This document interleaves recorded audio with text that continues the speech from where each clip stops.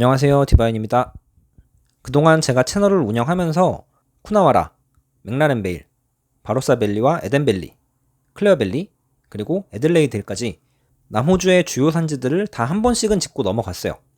그리고 이번 영상이 남호주 지역에서 지역적인 특성을 자세히 보는 걸로는 마지막 챕터가 될 겁니다. 남호주 주요 산지의 마지막 퍼즐이에요. 그리고 이 지역은 남호주에서 가성비로 가장 유명한 지역입니다. 그게 어디냐? 랭혼 크릭이라는 곳이에요. 들어는 봤는데 잘은 모르는 분들이 대부분일 겁니다. 국내에 수입되는 와인들을 나열해 볼까요? 일단 국내에서 알려진 첫 번째는 브라더스 인 암스가 있습니다. 그리고 이 와이너리의 이중대 개념인 캐주얼 브랜드 킬리빙빙이 있습니다. 브라더스 인 암스는 몰라도 킬리빙빙은 굉장히 많이 보셨을 거예요. 라벨이 옛날 스릴러 영화 같은 느낌이 있어서 을지로 와인바 같은 데서 되게 많이 쓰이는 걸로 알고 있어요. 그리고 아몬라를 만드는 벤글레처가 이 지역에서는 가성비로 유명한 하틀랜드 시라즈를 만듭니다. 그리고 지금이 아니라 투현즈의 전성기 시절을 이끈 맷 웽크라는 와인메이커 분도 랭온크릭의 스미치 와인스라는 자기 브랜드를 만들고 헤드라인이라는 와인을 만들고 있습니다. 하틀랜드도 그렇고 헤드라인도 그렇고 다 3만원 전후로 팔리는 가성비 와인들이에요. 날고 긴다는 와인메이커들이 왜 랭온크릭에서 새 와인 사업을 시작했을까요? 그리고 가격이 왜 다 저렴할까요? 이 지역을 자세히 보면 그 이유를 알 수 있습니다. 랭온크릭은 여기에 있습니다. 맥라렌베이보다 살짝 더 아래에 있어요. 지도를 보면 특이한 게 보이죠? 알렉산드리나 호라는 엄청나게 큰 호수가 바로 앞에 있어요. 이게 지금 우리나라 수도권 지도하고 동일한 축적으로 비교를 한 거거든요. 호수 하나가 서울 전체에 부천, 광명, 구리, 하남 붙인 것보다 큽니다. 호수라고 해서 청평호 같은 걸 생각하시면 안 돼요. 말이 호수지 거의 바다라고 보셔야 됩니다. 어쨌든 이 거대한 호수에서 불어오는 바람 때문에 랭온크릭은 저녁마다 기온이 뚝 떨어진다고 해요. 그래서 포도가 천천히 익습니다. 이걸 현지에서는 레이크 닥터라고 부른다고 해요. 이게 영향이 어느 정도냐면 바로 위에 맥라렌베일이 있잖아요. 같은 슈라즈라고 하더라도 랭온크릭에서는 맥라렌베일보다 2주가량 늦게 수확을 한다고 해요. 거리가 그렇게 멀지도 않은데 수확 시기가 이 정도 차이가 납니다. 포도가 천천히 익으면 어떤가요? 산도를 잃지 않는 건 물론이고 와인의 풍미를 결정짓는 폴리페놀 화합물 성분이 충분히 생길 수가 있습니다. 한마디로 양질의 포도를 얻을 수가 있어요. 그래서 그런지 이 지역 생산자들이 강조하는 게 있습니다. 랭온크릭 까베르네 소비뇽이 미드팔렛 이슈가 없다는 거예요. 까베르네 소비뇽 단일 품종으로 와인을 만들면 와인으로서의 매력이 떨어진다 라고 얘기를 하는 전문가분들이 계세요. 이분들에 따르면 도넛 효과라는 게 있다고 합니다. 저는 미각에 뛰어나지 않아서 잘 모르겠는데 까베르네 소비뇽 품종 자체가 첫 맛부터 중간 맛이 좀 비어있는 느낌이 있다고 해요. 오히려 후미 쪽이 더 강한 품종이라고 합니다. 그래서 메를로처럼 그 중간 맛을 보완을 해줄 수 있는 품종과 블렌드를 해야 한다 라고 얘기를 하는 입장이 있어요.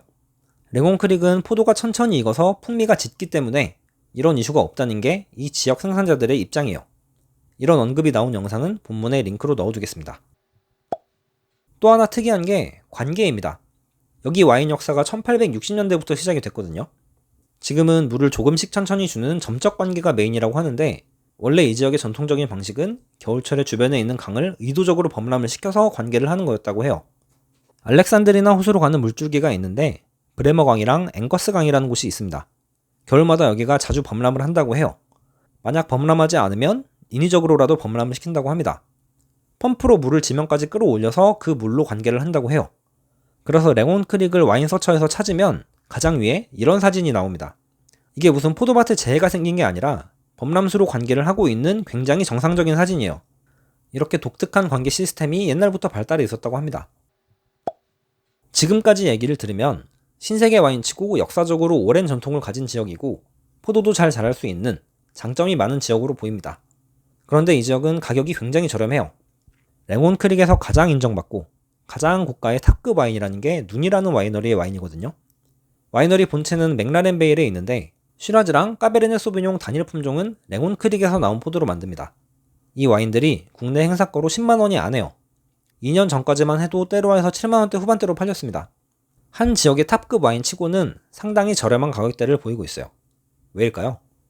제가 앞에서 이 지역이 전통적으로 주변의 강물을 범람을 시켜서 관계를 한다고 했잖아요. 법적인 제한이 있었는지 아니면 기술적으로나 금전적으로 어려서 그랬는지는 모르겠는데 이게 1990년대에 와서야 알렉산드리나 호수의 물을 관계용수로 끌어올 수가 있게 되었다고 해요. 그러니까 그 전까지는 범람 지역 주변에 있는 포도밭에서만 와인을 만들고 있던 거예요.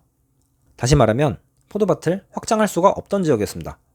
왜냐면 여기는 관계가 필수적인 지역이기 때문에.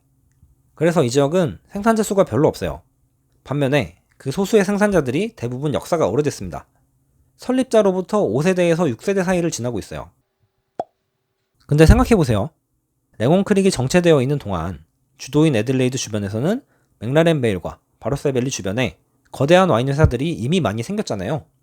고급스러운 셀러도어가 90년대에 이미 다 완비가 된 상태였기 때문에 보다 멀리 있고 상대적으로 낙후된 랭온 크릭은 와인 산지로서의 존재감이나 관광지로서의 메리트가 약한 편이었습니다. 근데 포도 퀄리티는 좋단 말이죠. 그래서 여기서 나오는 포도는 펜폴즈나 하디스 같은 주로 큰 회사 와인들의 블렌딩용 포도로 많이 쓰였다고 해요. 펜폴즈에서 만드는 칼림나 슈라지라는 와인이 있죠. 그게 랭온 크릭의 포도가 쓰이는 대표적인 와인입니다. 제가 호주 와인이 멀티리저널 블렌드가 전통적인 특징이라고 언급을 한 적이 있는데 랭온 크릭의 포도는 이런 와인들에 쓰였던 거예요. 게다가 이전까지는 쿨클라이밋 와인도 유행이 아니었죠. 그러니까 여러모로 21세기 이전까지는 랭온 크릭이 좀 죽어있을 수밖에 없던 지역이었어요. 이게 현재 랭온 크릭 와인 가성비의 비밀입니다. 물론 여기라고 무조건 다 훌륭한 와인들이 나오는 건 아니에요. 여기 와인 드시고 실망한 분들도 있을 겁니다. 근데 제 생각에 이 와인은 실망시키지 않을 거라고 생각합니다. 그게 뭐냐면 블리스데일이라는 와이너리의 프랭크포츠라는 와인이에요. 가격은 3만원대 초중반입니다.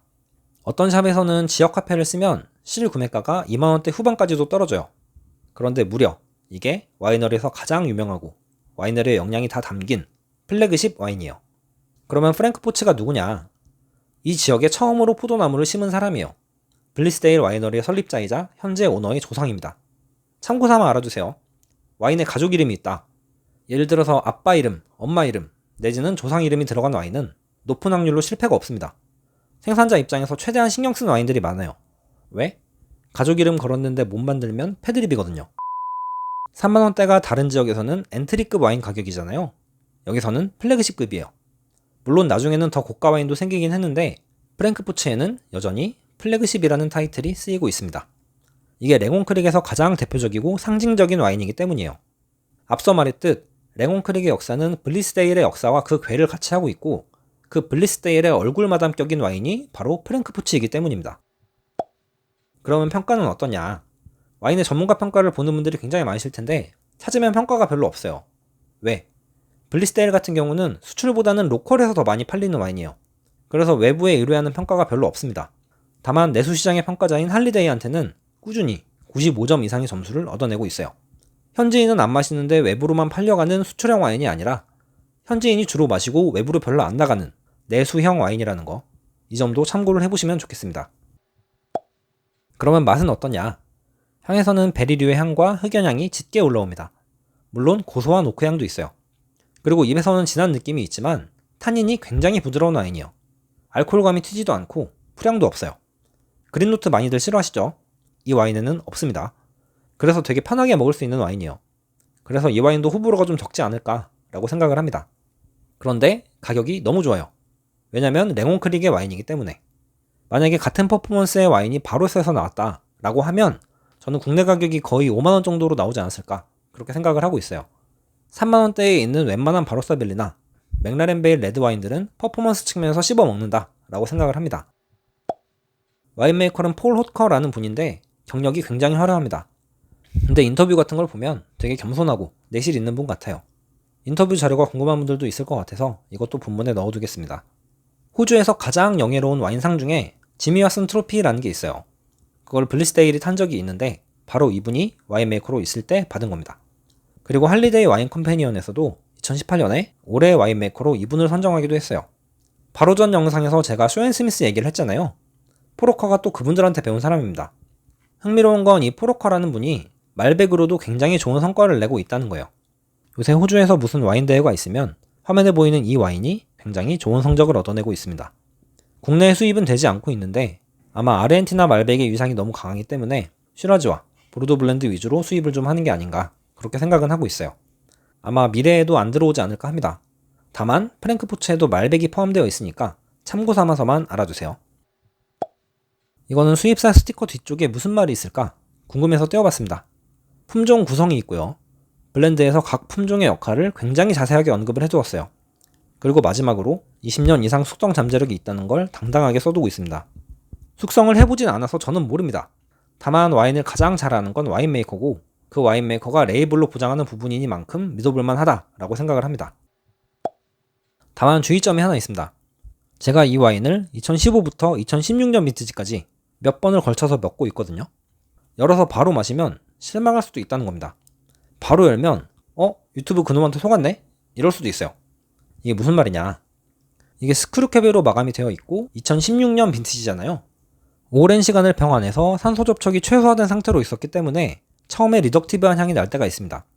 쉽게 말하면 삶은 달걀에서 맡을 수 있는 그런 냄새 같은 게 나는 경우가 있어요.